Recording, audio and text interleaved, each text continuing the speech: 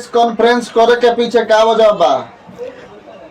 एकरा ई पंचायत चुनाव के मद्देनजर रखते हुए ई प्रेस कॉन्फ्रेंस रखल बाटे कि युवा शक्ति हमने के पिछले 5 साल से सामाजिक, शैक्षणिक और धार्मिक कार्य से जुड़ल बाटे। सब मतदाता से अपील बा, सारा लोग से अपील बाटे कि युवा शक्ति के बैनर से केहू के प्रचार प्रसार ना होई। जे अच्छा शिक्षित उम्मीदवार होखे, नौजवान होखे, ओकरा के सपोर्ट करे के बाटे। जे गलत होई ओकरा खुल के विरोध भी होई। ये आनंद फानन में प्रेस कॉन्फ्रेंस के का वजह बा?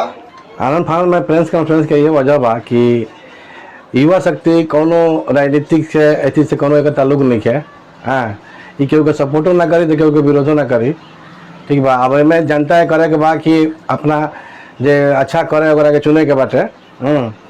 ऐसे युवा शक्ति के प्रेस कॉन्फ्रेंस करे के जरूरत पड़ल हटे। चुनाव परिचय? हमार परिचय विजय कुमार सिंह, जगदीशपुर, संगठन प्रभारी युवा शक्ति। प्रेस कॉन्फ्रेंस करे के पीछे का वजह बा? युवा शक्ति प्रेस कॉन्फ्रेंस के रखे के ये उद्देश्य बावे कि जब से युवा शक्ति का स्थापना भइल बा और जब भी चुनाव आवेला तो युवा शक्ति एगो प्रेस कॉन्फ्रेंस जारी करेले। लोकसभा चुनाव में भी कैलस, विधानसभा में भी और ई पंचायती चुनाव में भी। शुरू से ही युवा शक्ति के ये जो मूल उद्देश्य बावे कि सामाजिक, शैक्षणिक और धार्मिक कार्य में सहभागी बनी युवा शक्ति। राजनीतिक या जातिगत ऐसा कोनो काम युवा शक्ति ना करी जैसे युवा शक्ति के गरिमा के ठेस पहुँचे। हर एक सदस्य एगो शपथ पत्र साइन कैले बा। जे मीडिया पार्टनर लोग बा उ लोग भी साइन कैले बा, जे सदस्य लोग बा उ लोग भी साइन कैले बा। ऊपर क्लियर अपन सिग्नेचर में लिखले बा लोग कि मैं शपथ लेता हूं कि युवा शक्ति के माध्यम से, युवा शक्ति के मंच से, युवा शक्ति संगठन से किसी तरह का राजनीतिक और जातिगत चर्चा नहीं करूंगा। व्यक्तिगत रूप से मैं, मेरा परिवार, मेरा समाज आज़ाद है चुनाव लड़ने के लिए, वोट करने के लिए, वोट करवाने के लिए। हम लोग का जो मूल उद्देश्य है आज़ाद रहिए विचारों से, बंधे रहिए संस्कारों से, इसी को ध्येय रख के युवा शक्ति लगातार पिछले 5 सालों से काम कर रही है।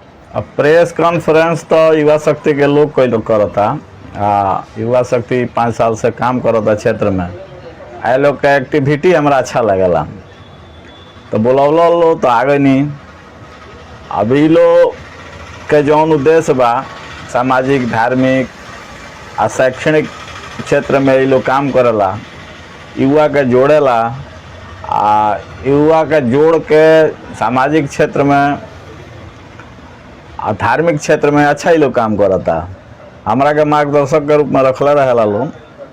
कभी कभी हमरा सलाह लेला लो, हमहू हमरा सलाह देवे में अच्छा लगेला। तो आज बात भइल रजनीश जी से कि एगो हमने के प्रेस कॉन्फ्रेंस बुलाओ तनी सन, तो हम सलाह भी देनी है। हमारे चाहे मार्गदर्शन भी समझ ली कि बा कि युवा शक्ति के बैनर से केहू पंचायत चुनाव में केहू प्रतिनिधि के प्रचार कईल अच्छा ना रहे। समाज के जब जोड़े के बा तो सब करा के साथे लेके चले के बा, तो ओमे एगो विभेद हुई सामाजिक रूप से। हाँ, ये जरूर बा कि जे अच्छा प्रत्याशी होखे ओकरा के अपन व्यक्तिगत रूप से लोग वोट देव। ज़्यादा अच्छा लोग आई तबे समाज के निर्माण बढ़िया हो सकता है।